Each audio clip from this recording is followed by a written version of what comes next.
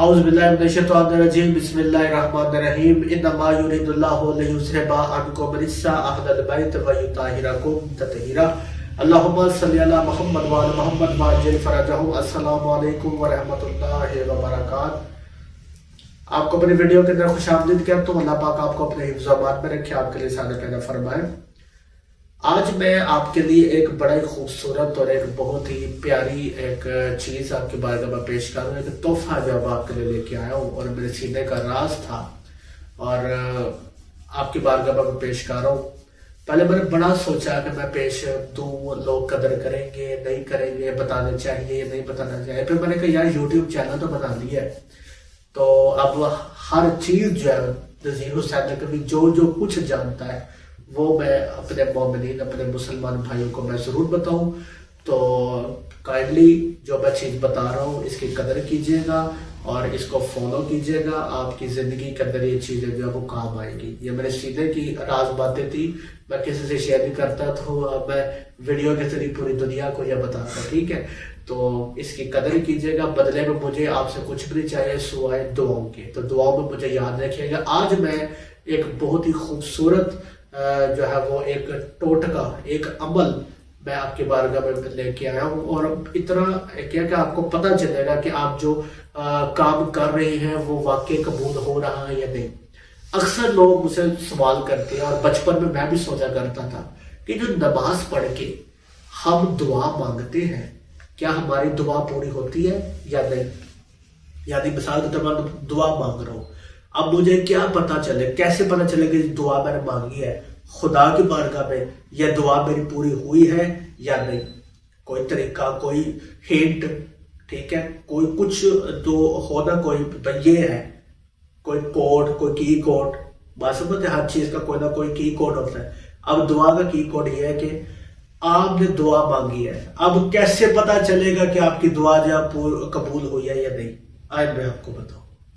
آپ نے نماز پڑھی، فجر کی نماز آپ پڑھ رہے ہیں، یعنی فجر کی نماز پڑھی، آپ نے دعا مانگی تسبیح سجدہ مکمل کرنے کے بعد آپ دعا مانگ رہے ہیں۔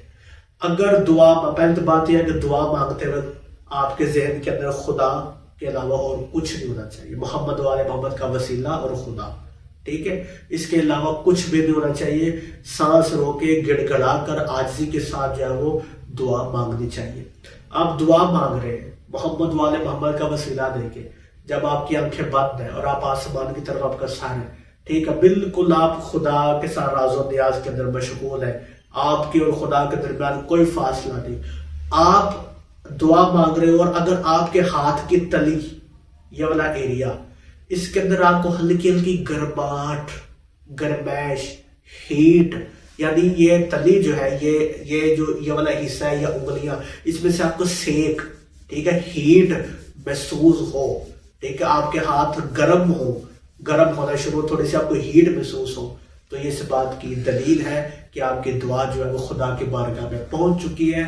اب یہ قبول کب ہوگی یہ آنے والے وقت پہ ڈیپینڈ کرتا ہے۔ میں بھی گھنٹے کے بعد ہو سکتی ہے، میں بھی 1 سال کے بعد ہو سکتی ہے، میں بھی 1 مہینے کے بعد پوری ہو سکتی ہے، میں بھی 2-3 سالوں کے بعد۔ یہ زندگی یعنی مرنے سے پہلے آپ کا وہ کام ہوگا ضرور، یہ تو پکی بات ہے، ٹھیک ہے؟ خدا کے کام میں دیر ہے دیر نہیں، ٹھیک ہے؟ تو یہ اس بات کی دلیل، آپ دعا مانگ رہے ہیں، اگر آپ کی ہاتھ کی اس جگہ سے ہیٹ نکلے، ٹھیک ہے، سیک نکلے، گرماہٹ نکلا، کو گرمائش محسوس ہو دعا مانگتے ہوئے، تو یہ اس بات کی دلیل ہے کہ آپ کی دعا جو ہے وہ قبول ہو چکی ہے۔ اور اگر نہیں تو یا پھر آپ کا کانسنٹریٹ نہیں ہے، آپ دعا صحیح طریقے سے مانگ نہیں رہے، یا آپ کی دعا کے اندر محمد والے محمد کا وسیلہ شامل نہیں ہے۔ تو لہٰذا اپنی دعاؤں میں محمد والے محمد کا وسیلہ شامل کریں، اپنی دعاؤں کے اندر گڑ گڑاہٹ اور عاجزی لے کے انشاءاللہ آپ کی ہر دعا قبول ہوگی۔ تو یہ تھا میرے سینے کا راز عمل، ایک چھوٹی سی بات جو آپ کے ساتھ میں نے آج شیئر کر دی ہے، اور استخارہ کر کے میں نے شیئر کیا کہ آیا میں بتاؤں یا نہ بتاؤں، تو آیا چیز بتا دے۔ تو دعا میں یاد رکھیے گا، ملتے ہیں اگلی ویڈیو میں۔ خدا حافظ۔